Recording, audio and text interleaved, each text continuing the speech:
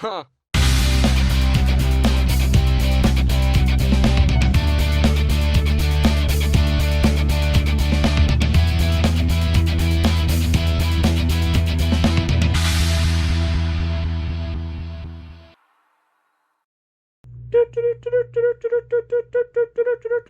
Update. Hi guys, welcome to Wednesday evening. It is now, early evening, and just to give you guys a bit of an update, it's bye from the Honda. She's going. It's going to be sad to see her go, but yeah, she's going. So I thought before she goes, I'll just give you my final thoughts. There's 5,000 miles on it now. I've had her for 2.5 years, 2.5 years, something like that. So I thought I'd just give you my thoughts. I know I've done my likes and dislikes, etc., but I thought I'd just give you what more information I can, if there is any. I don't think there's going to be much excitement. Just to let you know how things have gone. I've got a few bits to do as well. That's why I'm in the garage. I've got the passenger foot pegs to put back on before it goes back. I'm going to have to put the rear seat in my backpack to take that back. I've got to put the stock exhaust back on. So if anybody is in the market for an SC Projects GP1 exhaust, what is it, 6 months old, 7 months old, drop us a line, because, well, I think it's probably going to go in quite quickly, because yeah, second-hand ones of these aren't very frequent or common. So yeah, give us a shout if you're interested in that. What else can I tell you? Yeah, 5,000 miles, and currently you wouldn't know. The bike never goes out in the rain. I don't take the bike out in the rain, or I try not to. So the fit and finish on the bike, I'm going to get you a bit closer. Everything's still got the paint on the markers. Everything is, well, really as it came out of the showroom. There's one disappointment, which is quite common. I might have to put an extra light on. The adjuster, this monkey, at the bottom, with the monoshock at the back. Get your head out of the way, you dickhead. That one down there, I don't know what it's made of, but yeah, even if you just run through a puddle, it rusts up a little bit. So yeah, that's a disappointment. But apart from that, all the other fixtures and fittings,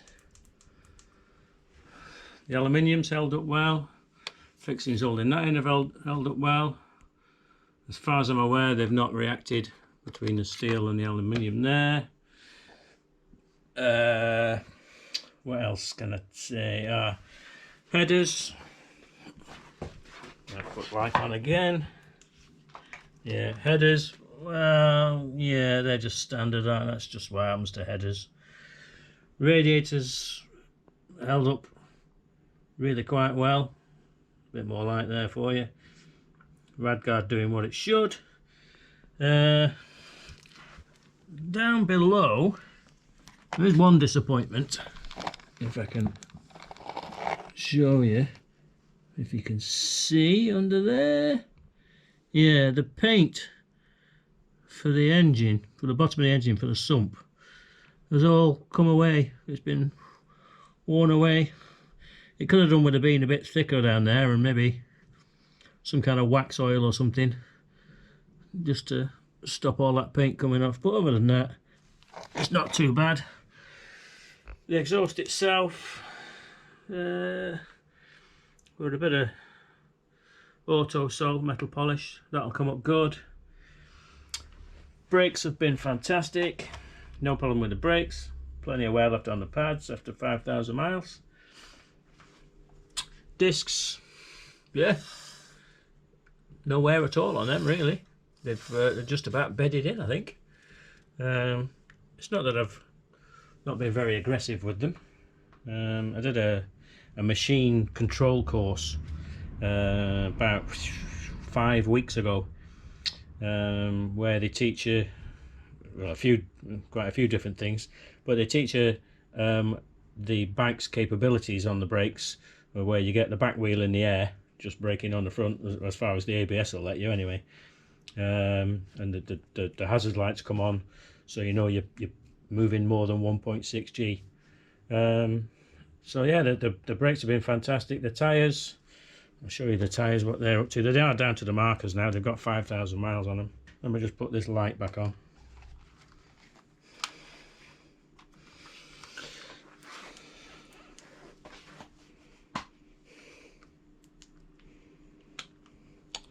So yeah, there you go. After 5,000 miles, it is down to the markers. The edges have roughed up a tad.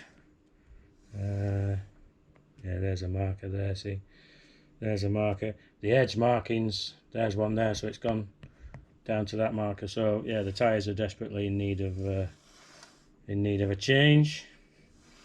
But these are the Dunlop Sports Max tyres. The back tyre is, take it around when there's a bit more light. There you go. That's not quite as bad. There's the markers on, what's that, about a third of the way out. That's not too bad. I nearly reached the edge of the tyre on my chicky strips, but not quite. But they are a 190 rear, these. These have all worn away on there, and it is a little bit squared off, this tyre. And on the back, yeah, there's a marker. So there's a couple of mil left, but if you look at the profile of the tyre, there, it is slightly squared off. So yeah, but these tyres, the Dunlop Sports Max, they've done quite well. Again, just slightly roughed up on the edges, nothing exciting. But yeah, they've done okay. But yeah, everything else has been great. Chain's been fine. Just show you the adjuster on the other side, or the adjuster marker. If I can get in there. Can I get in? Yeah, there it is there. You can see we're barely into the green. So I've adjusted it once. And I don't think, when it's been in for its services, it's been in for its initial running in service, then it's had its 2 annual services. Like I said, I've had it for about 2.5 years, but I don't think they've adjusted it, because when it's come back from service, I've always checked if they have, and it never seems to have moved. So rear brake again, hardly anywhere at all. If any, I can't feel any. One thing I would say, the finish on the, sorry, I haven't cleaned it, look at that. The paint finish, you might not pick it up on the camera, but there's more paint there than there is there, and it feels rough. It's like they've just flashed it with the paint gun and gone, oh, that'll do. So that's not great. That's not great, but it still looks okay. All the nuts and things are still shiny. There's no rust. But like I said, the bike's never been out really in the wet. It's been caught out once or twice in a sprinkle, and it's been through the odd puddle. But that's about it. So I wouldn't expect anything to be rotting away. Up top, yeah, this paintwork, we've mentioned that on a few. You can see it there swirling. We've mentioned that in a few videos before, but apart from that, everything's great. So yeah, this is going in tomorrow, getting traded in. So the next video from me, guys, will be on the new bike, so you're gonna have to tune in again to see what that is and what we get up to on that one. So I'll bid you farewell. I've got a bit of work to do, rear pegs to go on, exhaust to change. Oh, I have to take me 12-volt auxiliary socket off there. That's for my heated jacket, and there's a USB charger tucked in the back, but I think I'm going to leave that in for the next lucky person. That'd be an unexpected bonus for them, won't they? There was one other thing I noticed earlier on. It's probably not an issue, but this I can't see as being a good design. Having this hose, although it's got this sock on it, having this hose resting up against this bolt, because this is going to vibrate and move and all the rest of it. It has worn a dint in there. This will give it some protection. There's no damage so far, but I think over its lifetime there maybe it could wear a hole in it. I don't know, but it should, I think, just be tucked away a bit. And I think this could have been routed better as well. This clutch cable, it's just like, fuck it, let's just put it there. Why couldn't they tuck it round and route it? I know it's got to keep it as straight as possible, but that just looks shit.